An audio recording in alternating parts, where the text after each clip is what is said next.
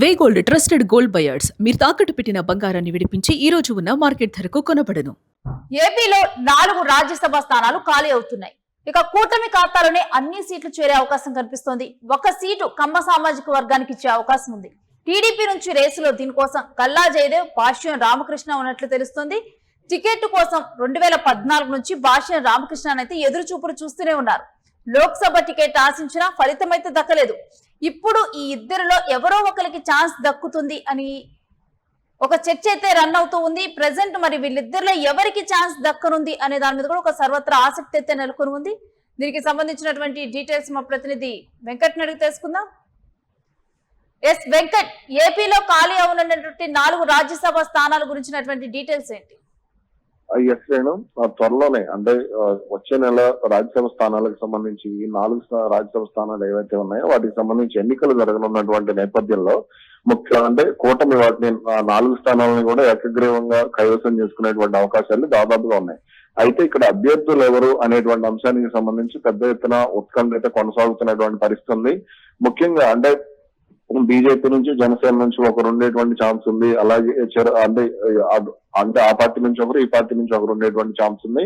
ఇక కూటమిలో ప్రధాన పార్టీగా ఉన్నటువంటి తెలుగుదేశం పార్టీకి సంబంధించి ఎవరు అయ్యేటువంటి ఛాన్స్ ఉంది అంటే ఎవరు రాజ్యసభలో అడుగుపెట్టేటువంటి అవకాశం ఉంది, పెద్దల సభకు సంబంధించి ముఖ్యమంత్రి చంద్రబాబు ఏ నిర్ణయం తీసుకుంటారనేటువంటి అంశాలపై కొంత ఉత్కంఠ అయితే ఇటు రాజకీయ వర్గాల్లో కొనసాగుతోంది. ఈ నేపథ్యంలోనే తెలుగుదేశం పార్టీ తీసుకోవాల్సినటువంటి 2 స్థానాలు ఏవైతే ఉన్నాయో అందులో ఒక సీట్ ని కమ్మ సామాజిక వర్గానికి ఇవ్వాలి అనేటువంటి ఆలోచనలో ముఖ్యమంత్రి చంద్రబాబు ఉన్నట్టుగా తెలుస్తోంది. ఈ నేపథ్యంలోనే గుంటూరు మాజీ ఎంపీ 2 సార్లు 2014, 2019లో 2 సార్లు వరుసగా గెలిచినటువంటి గల్లా జయదేవ్ పేరుతో పాటుగా భాష్యం విద్యా సంస్థల అధినేత భాష్యం రామకృష్ణ పేరు కూడా ప్రముఖంగా వినపడుతోంది అనేటువంటిదైతే ఇక్కడ ఏపీ రాజకీయ వర్గాల్లో చర్చ జరుగుతోంది.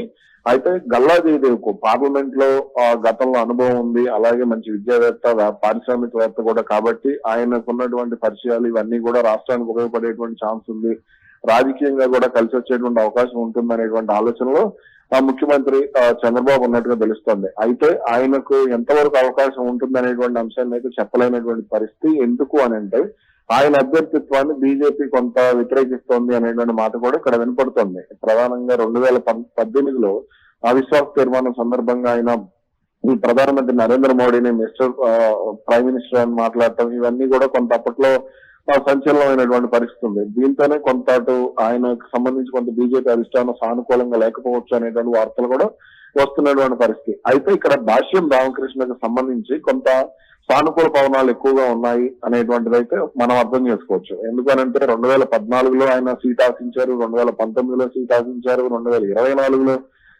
సీట్ ఆశించారు. కానీ ఇప్పటి వరకు కూడా ఆయనకు అంటే ఈ పొత్తుల వల్ల గానీ లేదంటే రాజకీయ సమీకరణాల వల్ల గానీ ఆయనకు అవకాశం దక్కడం అనేది కష్టంగా మారింది. అయితే ఆయన పార్టీని నమ్ముకొని ఆ రోజు నుంచి ఈ రోజు వరకు కూడా పార్టీని నమ్ముకొని ఉన్నారు అనేది ఇక్కడ టీడీపీ వర్గాలు చెప్తున్నాయి. అలాగే అధినేత చంద్రబాబు వద్ద, అలాగే మంత్రి నారా లోకేష్ వద్ద వీళ్ళిద్దరి దగ్గర కూడా ఆయనకు మంచి పేరుంది. అందుకనే భాష్యం రామకృష్ణకు రాజ్యసభ సీటు ఖరారు చేసేటువంటి అవకాశాలు ఉండొచ్చు అనేటువంటి మాట ప్రముఖంగా వినపడుతోంది. అలాగే ఈయన కూడా ఉన్నత విద్యావంతుడు కావటం, అలాగే మంచి రాజకీయ భవిష్యత్తు కూడా ఉన్నటువంటి నేపథ్యంలో కొంత ఇక్కడ ఆర్థికంగా కూడా బలంగా ఉన్నటువంటి అంశాలు ఇవన్నీ కూడా పరిగణలోకి తీసుకుని ఆయనకు అవకాశం ఇవ్వచ్చు అనేటువంటి మాట అయితే ప్రముఖంగా వినపడుతుంది. ఇక మిగిలిన మాజీ మంత్రులు 1-2 పేర్లు వినపడుతున్నప్పటికీ కూడా ఎక్కువగా వీళ్ళిద్దరిలోనే ఎక్కువగా అవకాశాలు ఉన్నాయి. కానీ 60 to 70% ఛాన్సెస్ అయితే భాష్యం రామకృష్ణకే ఉన్నాయి అనేటువంటిది అయితే మనం అర్థం చేసుకోవచ్చు. మరి మిగిలిన 3 రాజ్యసభ స్థానాల పరిస్థితి ఏంటి వెంకట్? మిగిలిన 3 రాజ్యసభ స్థానాలకు సంబంధించి తెలుగుదేశం పార్టీలోనే సీటు వదులుకున్నటువంటి ఓ కీలక నేతకు మళ్ళీ అవకాశం కల్పించాలి అనేటువంటి ఆలోచనలో ఉన్నారు అనేటువంటి మాట వినపడుతోంది. అలాగే సానా సతీష్ ఎవరైతే ఉన్నారో ప్రస్తుతం రాజ్యసభ ఎంపీగా ఉన్నారో ఆయనకే మళ్ళీ అవకాశం ఇచ్చేటువంటి సూచనలు కనపడుతున్నాయనేటువంటి మాట వినపడుతుంది. అలాగే అయోధ్య రామిరెడ్డి, పరిమళ నత్వాని వీళ్ళిద్దరు రాజ్యసభ స్థానాలు ఖాళీ అవుతాయి. ఈసారి టీడీపీ ఖాతాలో పడేటువంటి అవకాశం ఉంది. అయితే ఇక్కడ ఆ 2 రాజ్యసభ స్థానాలకు సంబంధించి జనసేన పార్టీ నుంచి లింగంనేని రమేష్ పేరు ఇక్కడ ప్రముఖంగా వినపడుతోంది.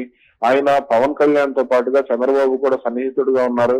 ప్రస్తుతం చంద్రబాబు నివాసం ఉంటున్నటువంటి ఏదైతే ఉండవల్లి కరకట్ట మీద ఉన్నటువంటి నివాసం ఏదైతే ఉందో అది లింగంనేని వాళ్ళది. కాబట్టి ఇక్కడ ఈ విధంగా కూడా వాళ్ళకి కొంత అంటే సన్నిహిత సంబంధాలు ఉన్నాయి. అనేటువంటి మాట వినపడుతుంది. అలాగే పవన్ కళ్యాణ్ కు ముందు నుంచి కూడా సన్నిహితంగా ఉన్నటువంటి వారిలో లింగంనేని రమేష్ ముందు వరుసలో ఉంటారు.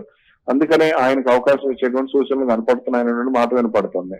అలాగే బీజేపీ నుంచి మాజీ సీఎం కిరణ్ కుమార్ రెడ్డి, అలాగే ప్రస్తుత బీజేపీ రాష్ట్ర అధ్యక్షుడు మాధవ్ పేర్లు, ఇలా ఒకరిద్దరు పేర్లు అయితే ఇక్కడ ప్రముఖంగా వినపడుతున్నటువంటి పరిస్థితి.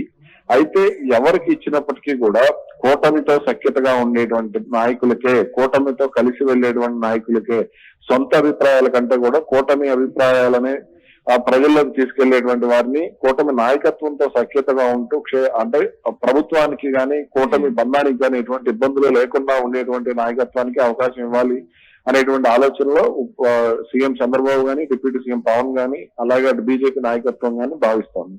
Right Venkat, thanks for the details. ఇక ఖాళీ అవనున్నటువంటి 4 రాజ్యసభ స్థానాలు కూటమి ఖాతాలోనే పడే అవకాశం కనిపిస్తోంది. దీంట్లో కొంతమంది టీడీపీ నుంచి కొంతమంది పేర్లు వినిపిస్తున్నాయి, బీజేపీ నుంచి మరికొంతమంది పేర్లు వినిపిస్తున్నాయి.